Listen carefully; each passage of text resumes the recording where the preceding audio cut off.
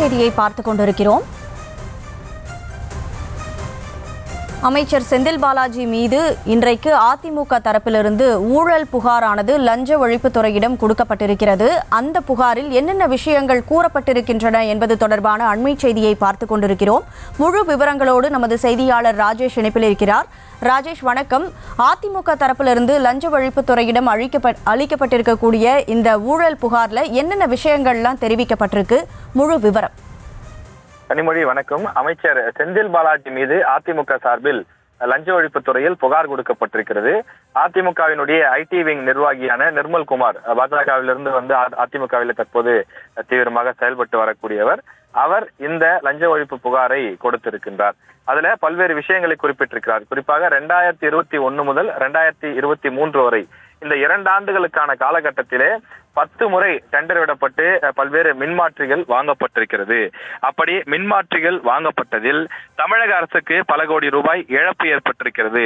அதாவது 397 கோடி ரூபாய் அளவுக்கு இழப்பு ஏற்பட்டிருக்கிறது என்று குறிப்பிட்டிருக்கிறார். இந்த மின்மாற்றிகளை பெட்டிங், அதாவது வந்து பாத்தீங்கன்னா ஏலம் விடுவதற்காக பல்வேறு நிறுவனங்கள் வந்து பாத்தீங்கன்னா வந்து இந்த டெண்டரை கோரி இருக்கிறார்கள். அப்படி கோரும் போது அனைவரும் அந்த ரேட் தான் வந்து பிக்ஸ் பண்ணிருக்காங்க. 13 லட்சம் அப்படின்னு பிக்ஸ் பண்ணிருக்காங்க.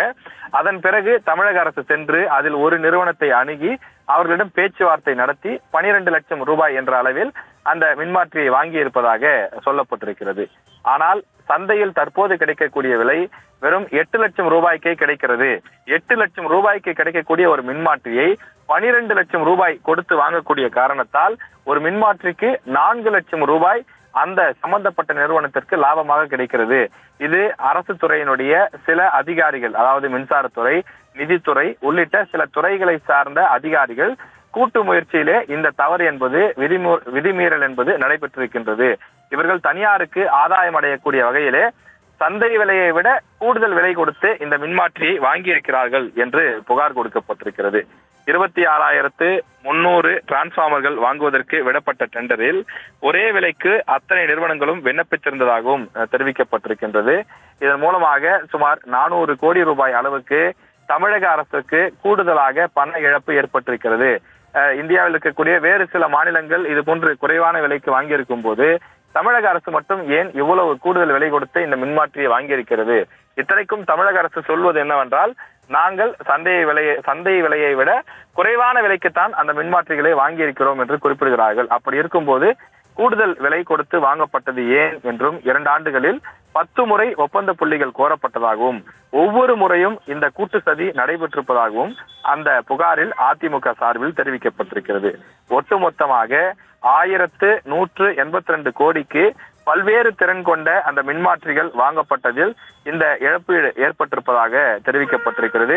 தமிழகத்தில் மின்சாரத்துறை என்பது மிகவும் ஒரு முக்கியமான துறை. அந்த துறைக்கு பல கோடி ரூபாய் ஒதுக்கப்படுகிறது.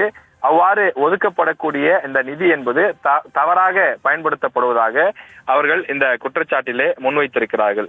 அதாவது இந்த மின்மாற்றியினுடைய அந்த திறன் என்று பார்க்கும்போது 63 கிலோவாட், அதே போல 100, 200, 250, 500 ஆகிய கிலோவாட்களில் அந்த ஸ்பெசிபிகேஷன்ல பாத்தீங்கன்னா இந்த மின்மாற்றிகளை வாங்கியிருக்கிறார்கள். அவ்வாறு வாங்கப்பட்டதில் முறைகேடு நடைபெற்றிருக்கிறது. இதில் சம்பந்தப்பட்ட அமைச்சர் செந்தில் பாலாஜி மீது உரிய விசாரணை செய்யப்பட வேண்டும்.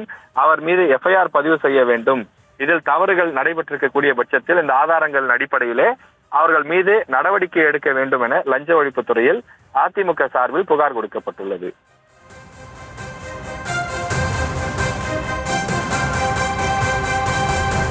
கூடுதல் விவரங்களுக்கு நன்றி ராஜேஷ்.